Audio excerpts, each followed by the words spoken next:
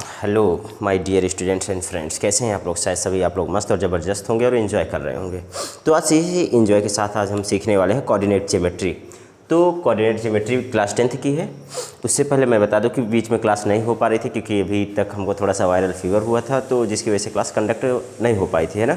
तो अब क्लासें फिर से एट प्रीवियस टाइमिंग पे वैसे ही जैसे शाम टाइम पे आपको अपलोड की जाएंगी। तो सभी जितने भी क्लास 10th के एक्सपीरियंस स्टूडेंट्स हैं वो टाइम से क्लास को ज्वाइन करके अपना बेसिक चीज़ें और जो एग्ज़ाम में इंपॉर्टेंट है वो चीज़ें ज़रूर देखा करें। तो आज हम सीखने वाले हैं क्लास 10th का कोऑर्डिनेट ज्योमेट्री के फार्मूलाज़ के बारे में बात करते हैं। तो पहला जो फार्मूला होता है, तो पहले हम फार्मूले के बारे में बात कर लेते हैं, फिर उनसे क्वेश्चन से रिलेटेड बात करेंगे। तो पहला जो आपका इंपॉर्टेंट होता है जो क्लास 10th में होता है distance formula. Distance formula D equal to क्या होता है, अंडर रूट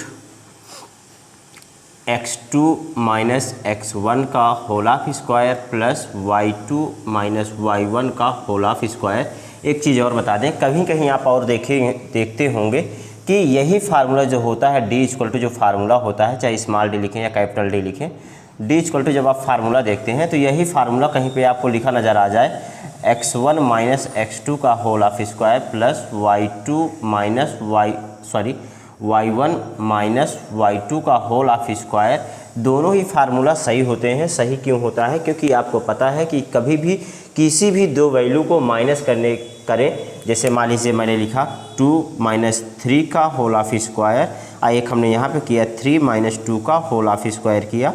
तो जब हमने यहाँ पे किया तो 2 में से 3 को माइनस किया तो -1 हो गया। -1 का होल ऑफ स्क्वायर करेंगे तो आपका -1। आपको पता है कि बेस अगर माइनस में है, पावर अगर इवन में है तो आंसर भी इवन में आता है, मतलब कि 1 आ जाएगा। इसी तरह से जब इसको कैलकुलेट करते हैं, 3 में से 2 को माइनस किया हमने तो 1 आया, 1 का स्क्वायर किया तो भी 1 आया। तो आपने देखा यहाँ पर भी पॉजिटिव 1 आया है, यहाँ पर भी पॉजिटिव 1 आया है।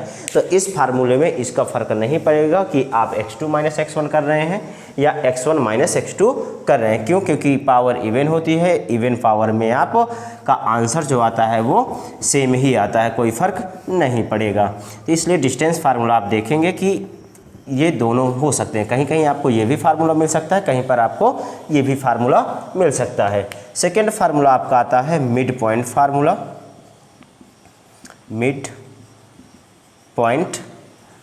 पॉइंट फार्मूला आपका क्या कहता है कि अगर आपके कोई दो पॉइंट हैं, जैसे मान लीजिए x, y इक्वल टू क्या होता है x1 प्लस x2 अपान 2 y1 प्लस y2 अपान 2। आप यहाँ पे देखेंगे कि ये वाला जो पार्ट ये है, ये आपका x को डिनोट करेगा और ये वाली वैल्यू जो होगी y को डिनोट करेगी। जब भी कभी हम क्वेश्चन को सॉल्व करेंगे तो आप देखेंगे कि ये कंपेयर कराएंगे हम x वाले पार्ट से, इसको कंपेयर कराएंगे y वाले पार्ट से। फिर थर्ड फार्मूला आपका होता है, इसी तरह से फार्मूला आपका हो गया जैसे मिड पॉइंट फार्मूला होता है, इसी तरह से एक फार्मूला आपका सेंट्रॉइड फार्मूला होता है। सेंट्रॉइड फार्मूला जो होता है वो आपका किसी भी ट्रायंगल होता है, ट्रायंगल के जो आपके वर्टेक्स से लाइन खींची होती है वहाँ पे जो इंटरसेक्ट करते हैं वहाँ के लिए फार्मूला होता है। तो x, y इक्वल टू क्या निकल के आता है सेंट्रॉइड। आप एक बार देखिएगा, जैसे मान लीजिए कि हमने एक ट्रायंगल बनाया, ये ट्रायंगल हो गया और इस ट्रायंगल के वर्टेक्स से यहाँ से ये हमने लाइन ड्रा किया, यहाँ से ये लाइन ड्रा किया और यहाँ से एक लाइन ये ड्रा किया। तो अगर कभी भी इसका नाम x1 y1 रख दिया जाए, इसका नाम x2 y2 रख दिया जाए और इसका नाम x3 y3 रख दिया जाए और हमें बताया जाए कि इस वाले पॉइंट की वैल्यू बताओ, उस सिचुएशन पे सेंट्रॉइड ये इसका सेंटर कहलाता है। इसी वजह से इसका सेंट्रॉइड फार्मूला के नाम से जानते हैं। अगर हमें सेंट्रॉइड फार्मूला या सेंट्रॉइड के पॉइंट निकालना होता है तो x1 plus x2 plus x3 अपान 3 y1 plus y2 plus y3 अपान 3 का यूज करके हम आसानी से सेंट्रॉइड या सेंटर ऑफ द ट्रायंगल निकाल सकते हैं। अगला फार्मूला आपका होता है सेक्शन फार्मूला।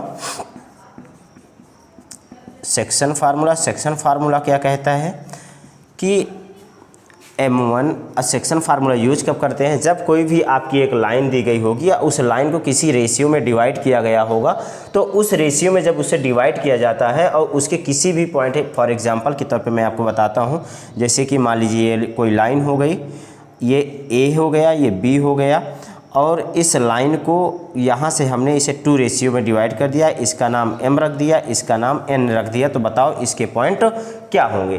तो इस तरह से इसके पॉइंट निकालने के लिए हम यूज करते हैं mx2 प्लस nx1 अपान m plus n comma my2 plus ny1 अपान m प्लस n का यूज करके हम आसानी से निकाल सकते हैं। क्या निकल आएगा? इसके जो पॉइंट होंगे ये, जैसे मान लीजिए कि हमने इसका नाम रख दिया था x1 y1 रख दिया, इसका नाम हमने x2 y2 रख दिया और इसके पॉइंट हमें नहीं पता x y। तो x अगर y निकालना है तो इसका यूज करके हम सेक्शन फार्मूला इसे बोलते हैं, सेक्शन फार्मूला का यूज करके आसानी से हम निकाल सकते हैं। नेक्स्ट क्या होता है, आपने पहले एक बार फिर से रिवीजन कर लो। पहले हमने डिस्टेंस फार्मूला सीखा, फिर हमने मिड पॉइंट फार्मूला सीखा, फिर हमने सेंट्रॉइड निकालना सीखा, फिर हमने सेक्शन फार्मूला यूज करना सीखा।